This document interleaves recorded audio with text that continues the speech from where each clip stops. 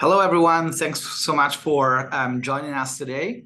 My name is Luca Cosentino, and I'm the head of product at Cross River. We are a technology infrastructure bank. I focus on building technology for banking, payments, and lending as a service. I joined the firm 2.5 years ago, and I joined from PayPal, American Express, and Google.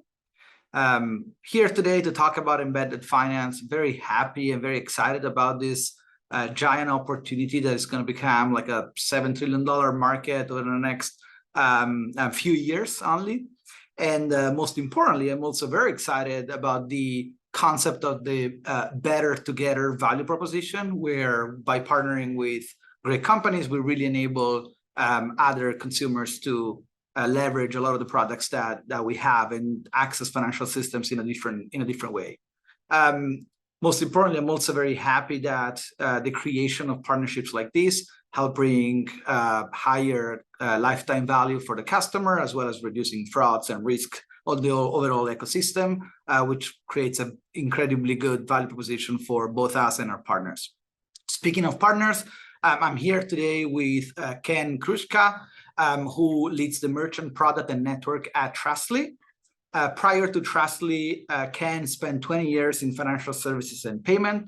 Most recently, he was leading product management for payments and collections at AWS. He's an active member of the FedNow and Business Payment Coalition, and he was a founding member of the Faster Payment Council. Ken, turn it to you. Why don't you give us more details about you? Thanks, Luca. Thanks for having me. I appreciate you and the partnership with Cross River. So a little bit background on me. As you said, I've been in Fintech for 20 years, which is longer than the Fintech word has existed. And yeah, you mentioned the stint over at AWS, but prior to that, I spent a lot of time in the startup world, building cross-border remittance services, neobank for immigrant communities, and then streamlining and helping to modernize business-to-business payments and helping especially small businesses get off of paper checks into the world of electronic payments.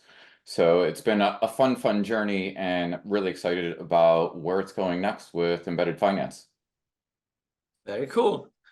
So Ken, let's dive into the questions. Let's start from the basics. What is embedded finance, and how does it differ? How is it different from open banking?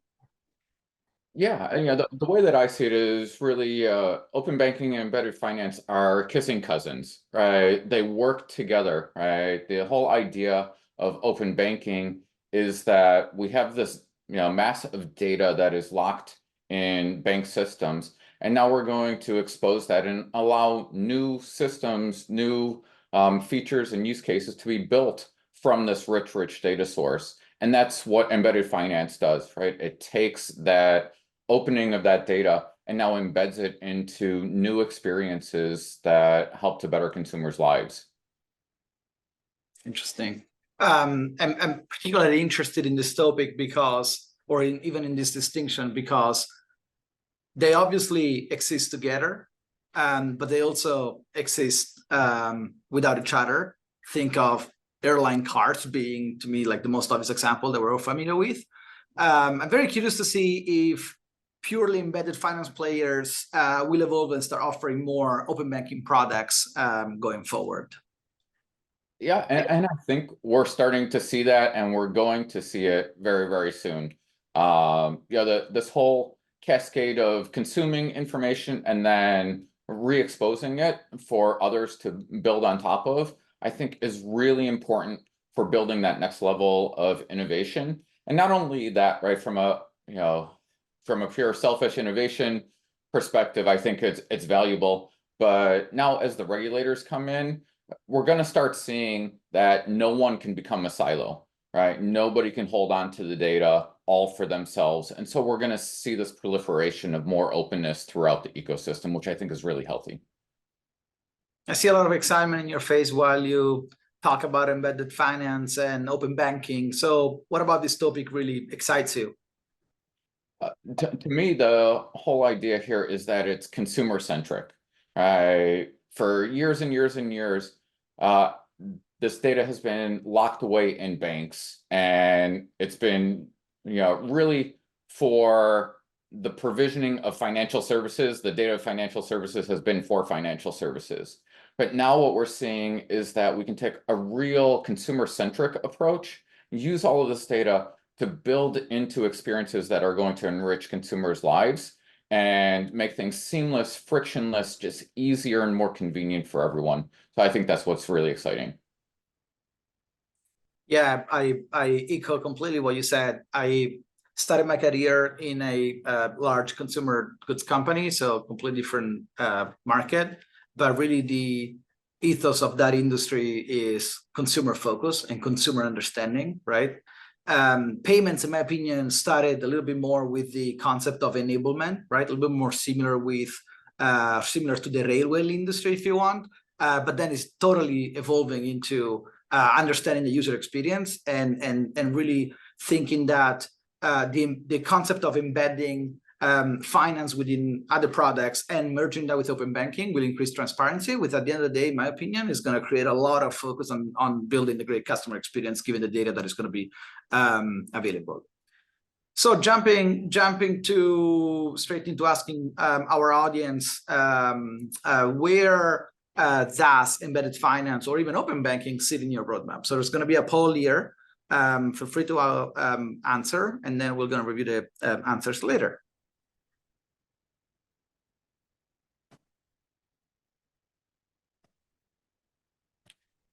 In the meantime, we move forward with some more questions, Ken. So you obviously are an expert. You work in open banking day and night. What companies have implemented embedded finance or open banking, and what can we learn from them? Yeah, I think we just have to look around at some of the services and apps that we use every day, right? Because that's the whole point, is that it's already seamlessly within those experiences. Now, one of the really great poster child for this is within the ride sharing, right? Uber and Lyft, right? Nobody cares about finance, about payments when they're using Uber or Lyft, right? They want to get from place A to place B, right? But what the great innovation here of the embedded finance within these experiences is that you don't even have to think about it, right? The payment just happens as soon as you're done with your ride and everything moves forward, right? The experience is built around the consumer and the payment happens seamlessly, within that experience to complete it. So that's one that, is just really, really exciting because it's tangible to everybody.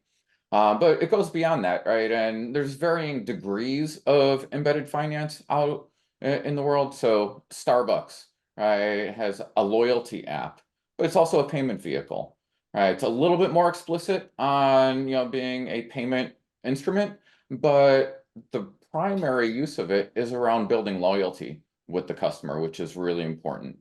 And then you look at some of the other services that are coming out, in the news now is X, and the evolution of X from Twitter into now a super app, essentially, right? And taking on the learnings that came from Asia on how do you take a community and then provide more and more value to it. And one of those is just within P2P. And then as we look at WeChat and what they've done, WeChat is now the way that you conduct all your business. Whether you're a business, a consumer, you're buying insurance, you're paying for lunch, you're communicating with your family, right? It is the one place that you go. And I think that's really exciting. It's kind of this whole melding into one place. And then also looking onto the horizon, it's going to be embedded into other experiences that we have. Watch out soon for car-based payments, because this is going to be a thing, and all of the manufacturers are working on how can they embed finance within the vehicle. Thanks, Ken. You provided a lot of real-world examples. Let's see what our audience thinks in terms of how soon embedded finance will happen in the roadmap. So let's pull the results. Well, it looks like we have a very clear winner here. It looks like people are working on that basically today.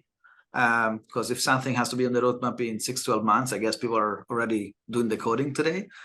So pretty good. All right, so you and I talk a lot about the benefit for consumers. It seems that that's the recurring theme between what we're saying. So let's dive in that a little bit more. How can end consumers benefit from embedded finance and open banking?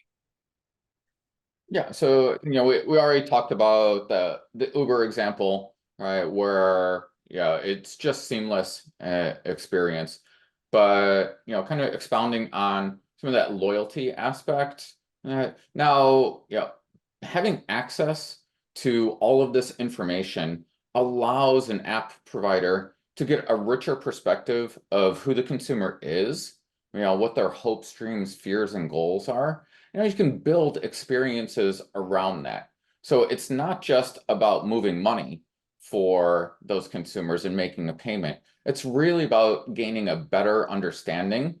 And again, coupled together now in that X example, once you have kind of social media, the different comments that people are making, the statements that they're making, now coupled together with what they're doing financially, because you're a really rich perspective where you can say, hey, I now see that this person, Luca, has this problem.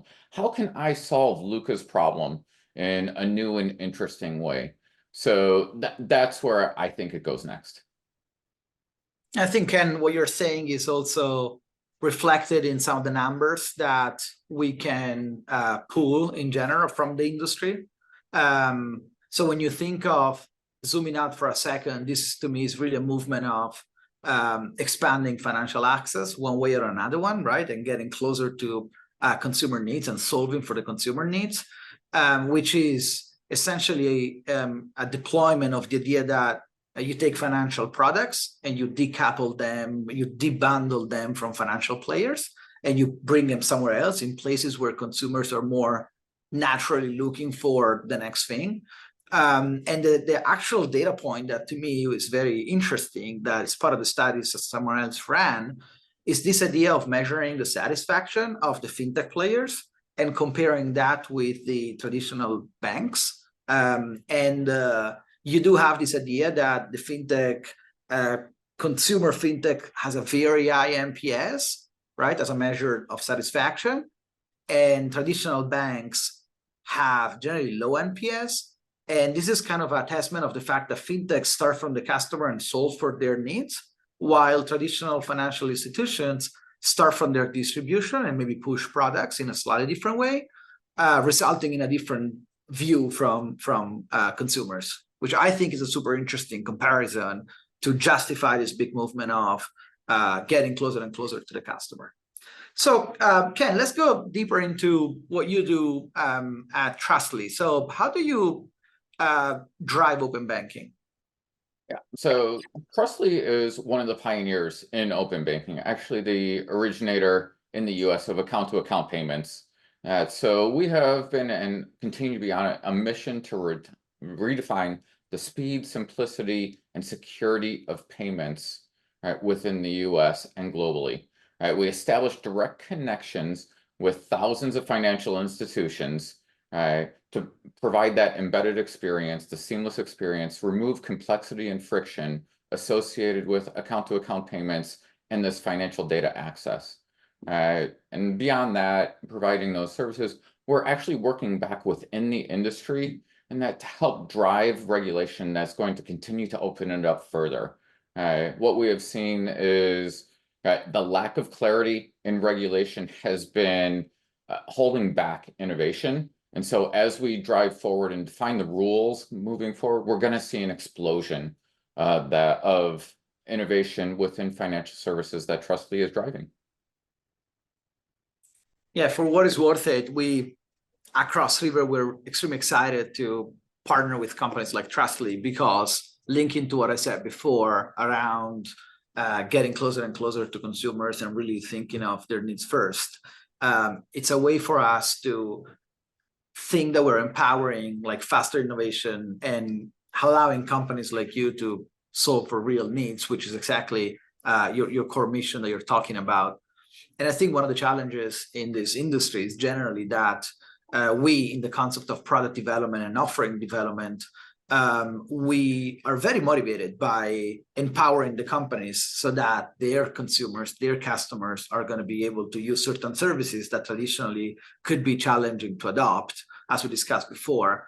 But at the same time, while we develop this product, we have our own challenges that we face, and I think we face them well, by balancing two concepts in product development that are key to end up getting into point of enabling you guys to do what you need to do, which is, on the one end, we have the concept of agility in the development of our offering and our products. And so we want to stay, we want to remain closer to the tech world, but we also need to give a lot of predictability to our customers, to our stakeholders, to our regulators as well. And how do we balance that is really the million-dollar question in our product development practices.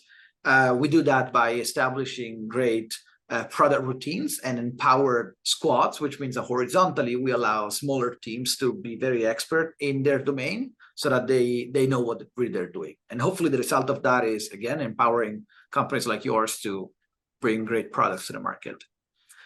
So let's stay for a couple more questions, or one more question on the product development in the industry that we are. Obviously, you have a ton of experience, and probably you can compare different models that you worked in. But in general, what do engineers and product teams need to understand about building the infrastructure for each?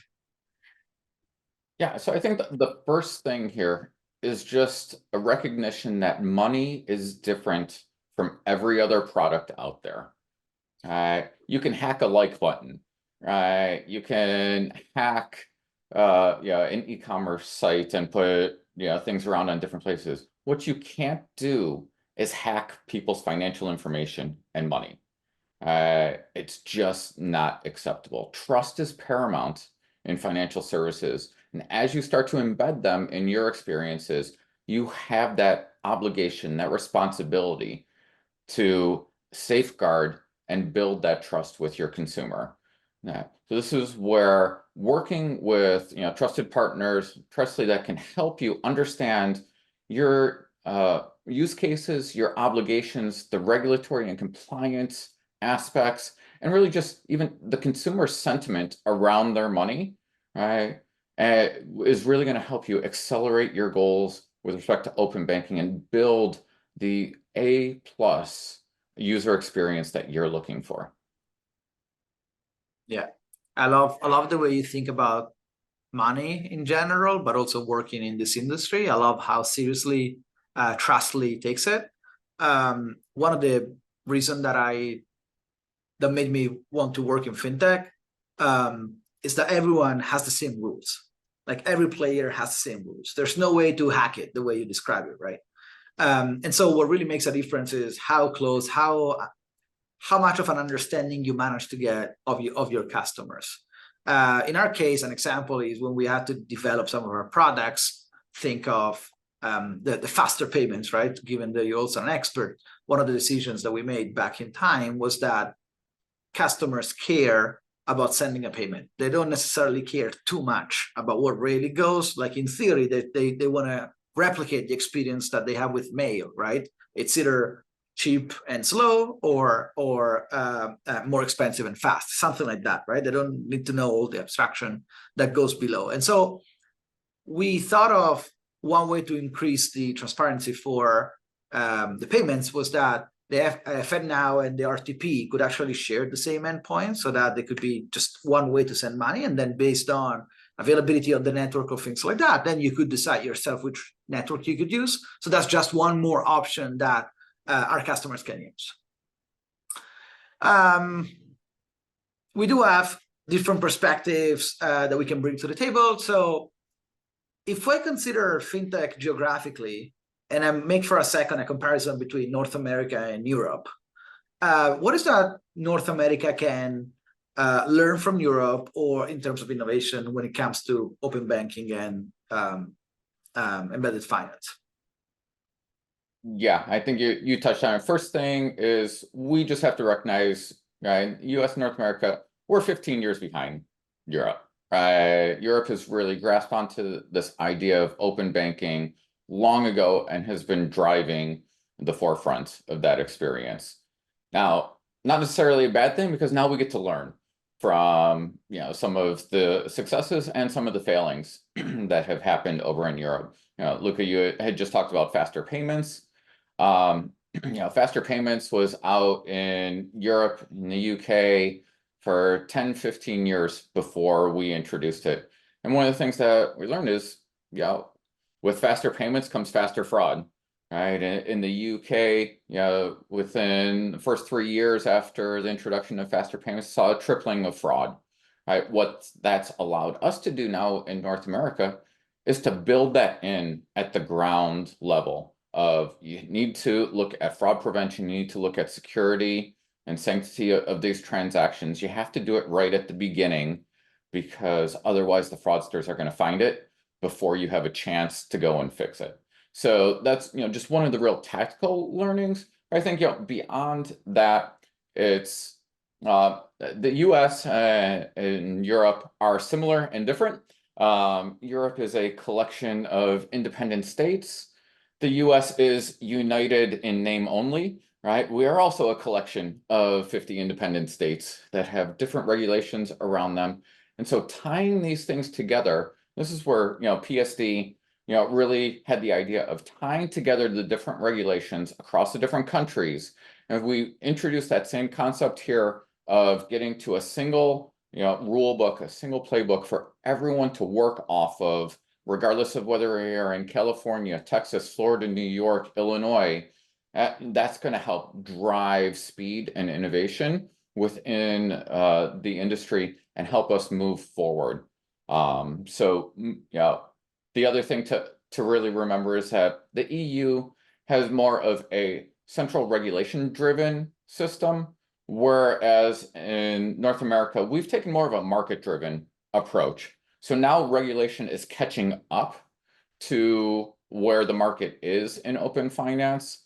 Again, pluses and minuses on both sides of it. Now we get to, you know, inform the regulators and drive the regulation from a point of real usage and real data, rather than, yeah, an ivory tower experience and then seeing the problems that unfold from that. So I think it's, you know, we get the benefit of understanding what Europe did on the good and bad side. That's very, very important. While you were speaking, I think you mentioned about at the beginning of your answer, I thought that you're absolutely right on who's behind, who's not. I was also acknowledging that having a one consistent big market in the US where the payments are interoperable across states, as you said, really makes a difference. Because when I talk to some of my colleagues in Europe, they're facing some of the challenges that maybe on paper, Europe is pretty interoperable, but then when it comes to really making money move across the different states, it's not as smooth as probably should be. So staying on the topic of regulatory framework for a second, I want to pull a question from the audience, which I think can go well now. So how important is to create consistency in the two terms, embedded finance and open banking, and ensuring that they're using consistently across the industry?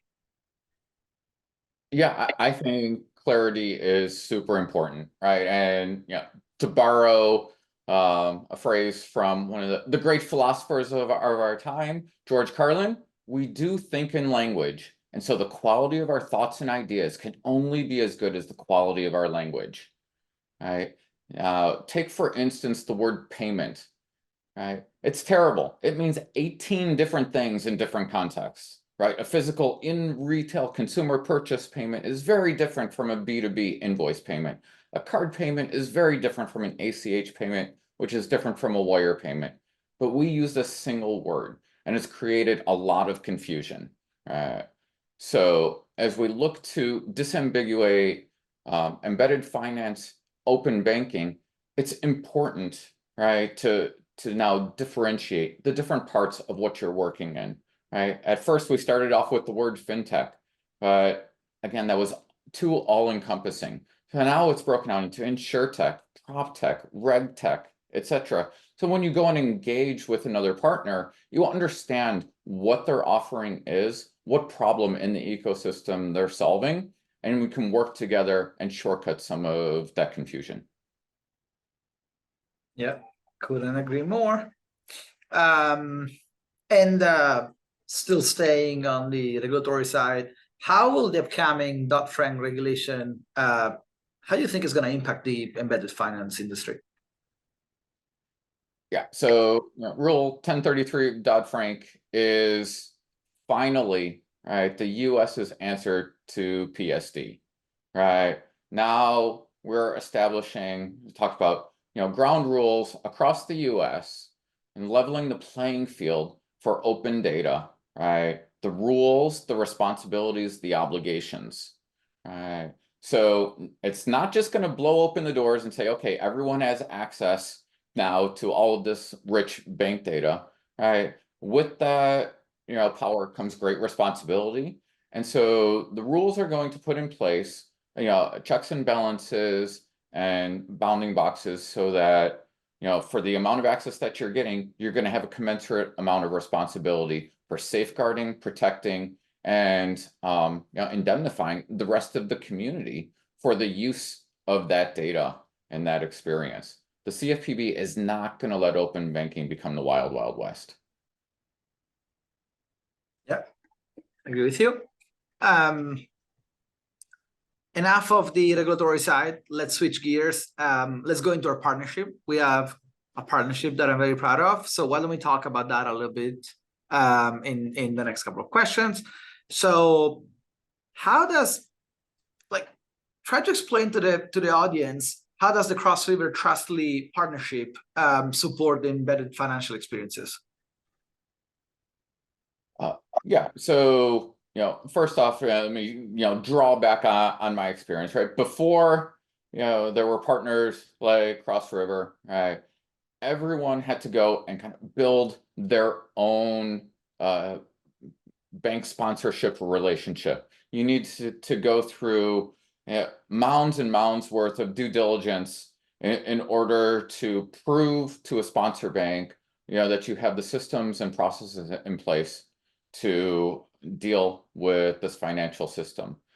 Now, working together, Trustly and Cross River, right, we're simplifying that entire process, right? We understand and we work together to provide a lot of that base infrastructure around the regulatory, the compliance, the understanding of those rules and regulations, and open up the data and the APIs to allow for the access and the movement of money, right, across the ecosystem.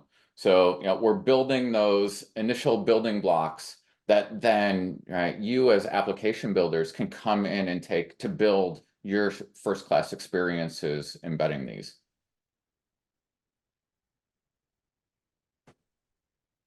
Well, obviously, we are extremely proud of what you just said, but also we're very proud to support Trustly. Again, this is part of our mission that I'm promoting as much as possible, which is the hard work that we do ends up reflected into what we enable for others, and what you enable for others ends up being reflected into consumer access. And so I think the partnership is really powerful, and one of those things that really you can measure the impact that we have on the US consumer market. Pretty good.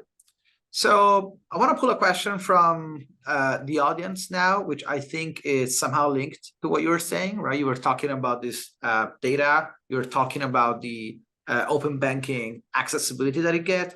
One question is, what happens if there is one fintech that needs to connect to many bank accounts, meaning there's consumers that have many bank accounts? How do you enable that? Right. So, within Trustly, we have direct connections to thousands of banks within the US and across the globe. So, through one simple API, you can create that connection to multiple bank accounts. Right? User will come in and authenticate and authorize against their various different bank accounts, providing access for that data to be shared with you. And then you use that to build the experiences that now meshes together all of this understanding of that consumer.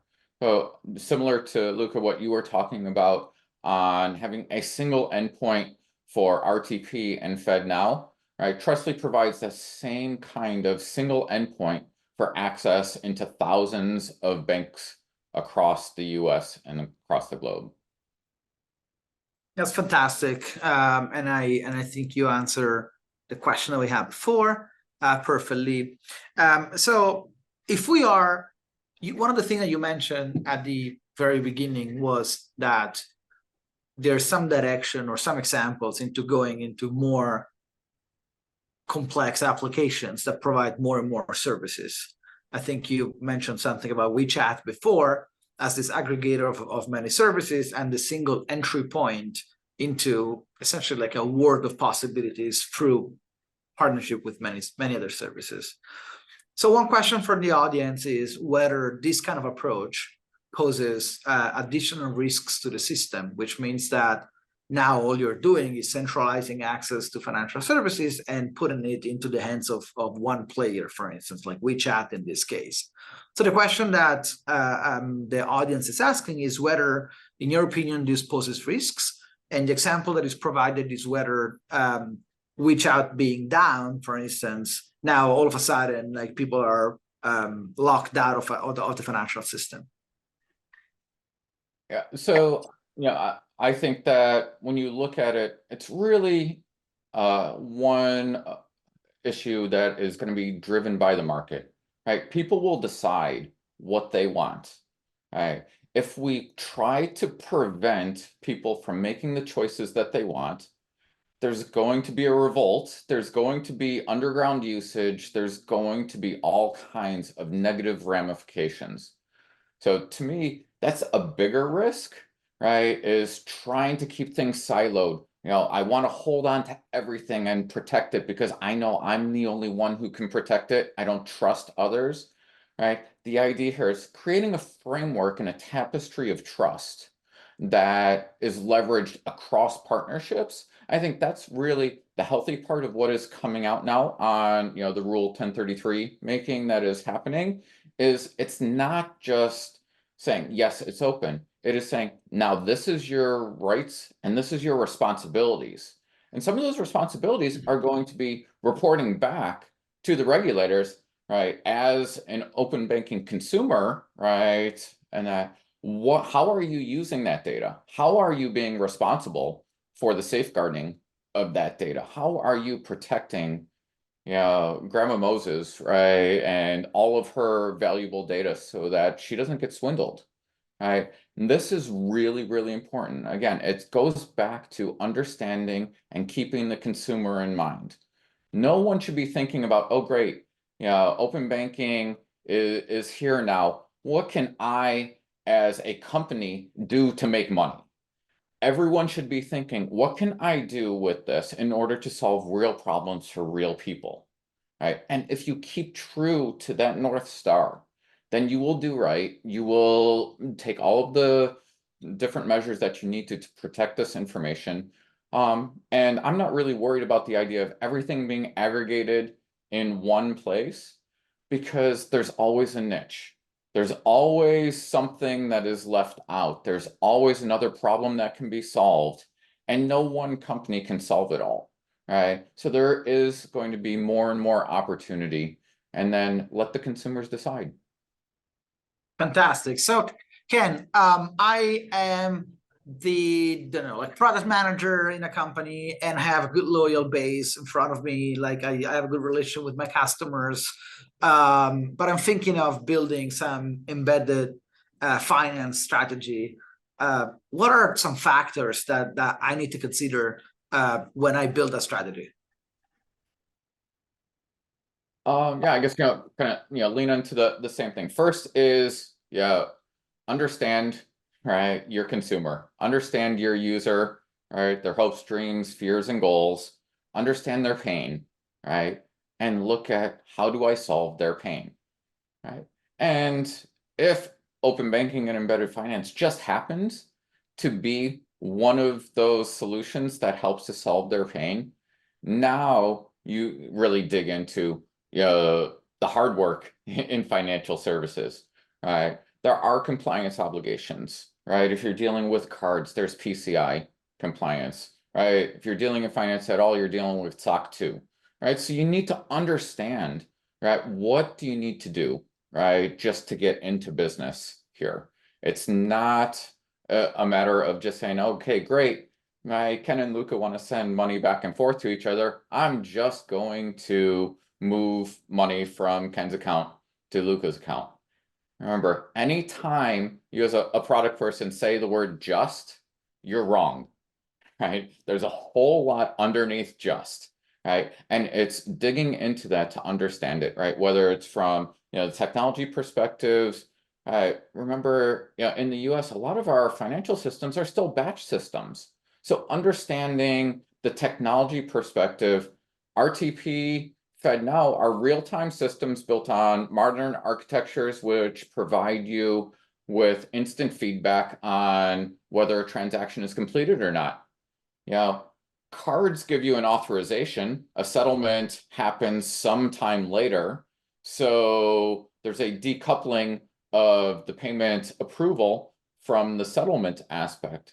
ACH is a fire and forget system. So I send money to Luca's bank account and I assume that it gets there unless someone tells me that it doesn't.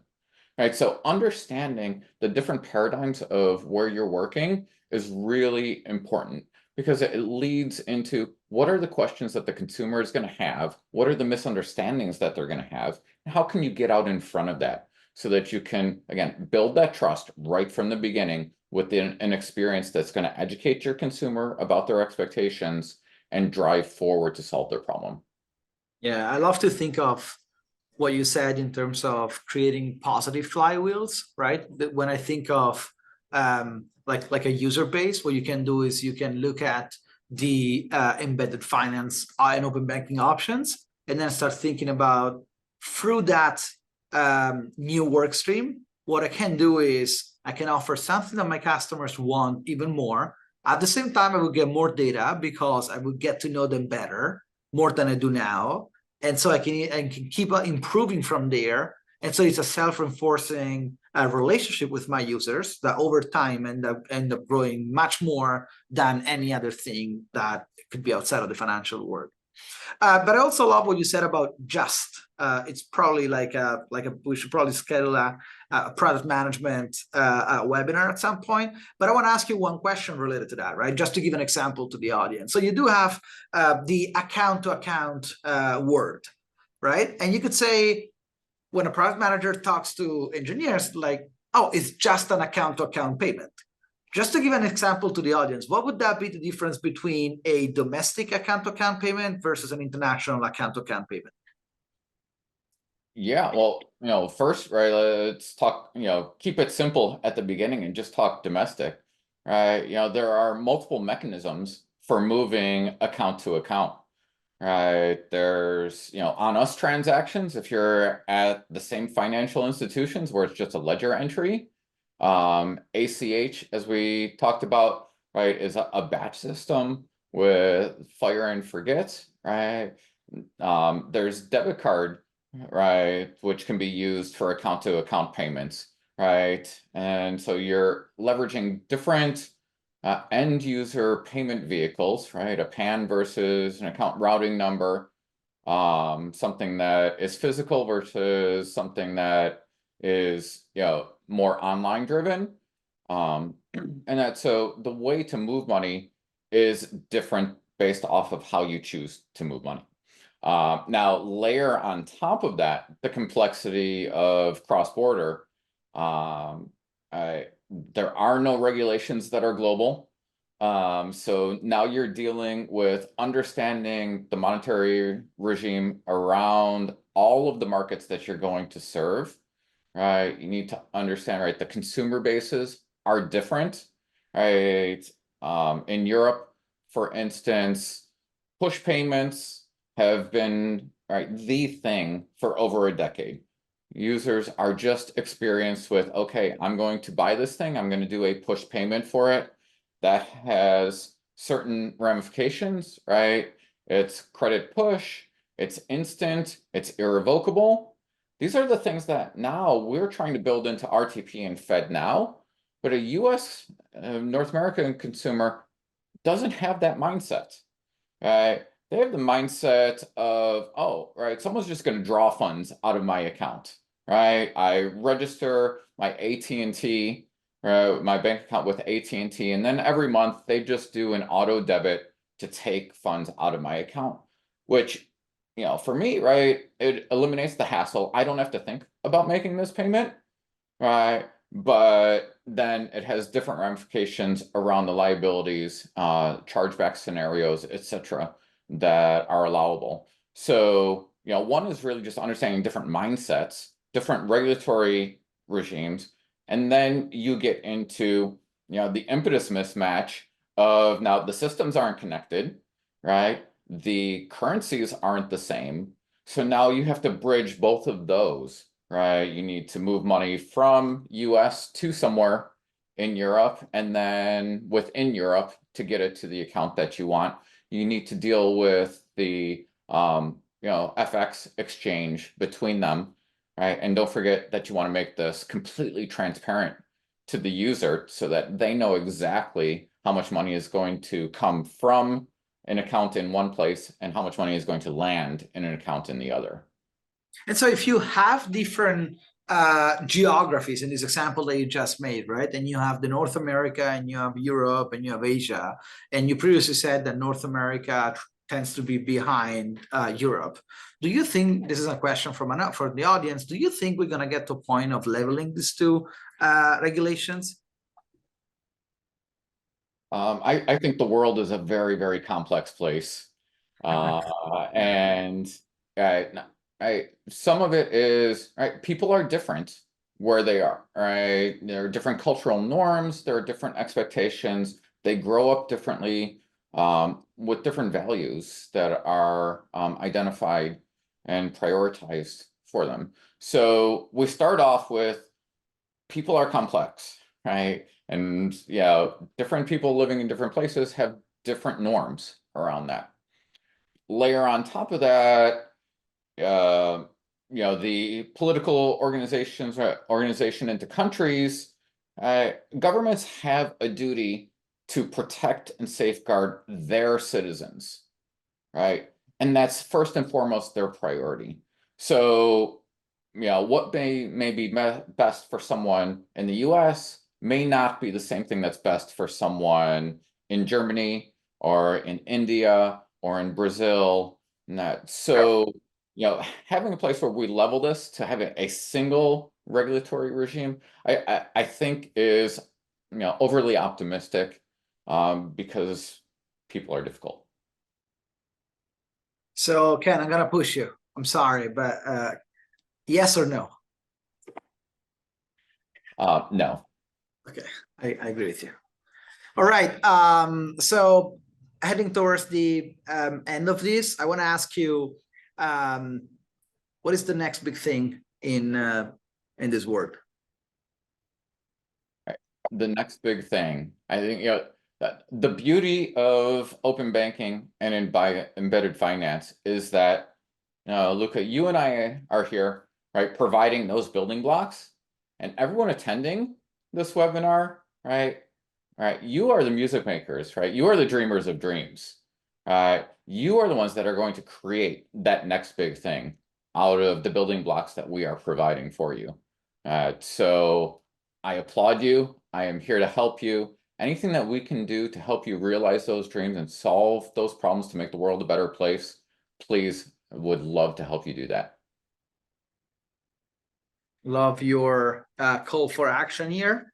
What if we pick one industry? I mean, we saw examples right now already, right? In insurance, in e-commerce, in rideshare, right? We saw a lot of examples. Most of them you touched upon before. What do you have any preference for what the next industry that is going to approach embedded finance or open banking is going to be? I mean, actually, I think that it broadens out at this point. I think that we have done, as an industry, a great job now of building these open banking platforms. And just like, the internet, when it came out, right, it was used between, educational institutions to share research back and forth. And look where it's gone, because we didn't constrain it, because we didn't prioritize one use case over another. And I think that's exactly the same place, the same inflection point that we're at now with open banking and embedded finance is it's a green field, right?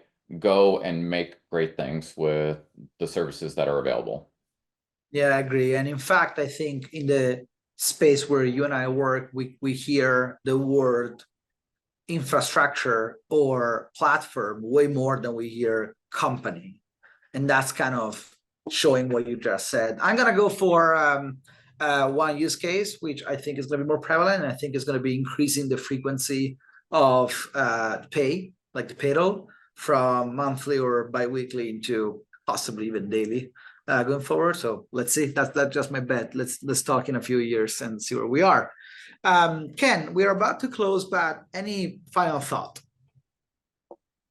So, for me, it goes back to we are at a precipice of a really great time in open banking, right? The rulemaking on 1033 is going to create that level playing field, right? It's going to define rules and obligations. It's going to disambiguate the chaos that exists right today. And that is going to lead to greater innovation because now we all understand the rules by which everyone is playing, right? So this is now the time to get involved and to use and to start playing with open banking and start figuring out, always keep in mind, right? Who is your end user? What is their pain? What solution are you providing for them? And how can this help make their lives better? Fantastic closing thought, Ken. So, right, I want to thank you for the time that you spent with us, but most importantly for the thoughtfulness of your answers. I want to thank your marketing team for having supported us in this webinar. I want to thank our marketing team for having put that together. And to the audience, if you're looking to expand your payment option, we're here for you. Both the emails of Ken and myself are going to be here in the chat. Really hope to see you next time and to stay in touch. We're available for any questions that you may have via email later on.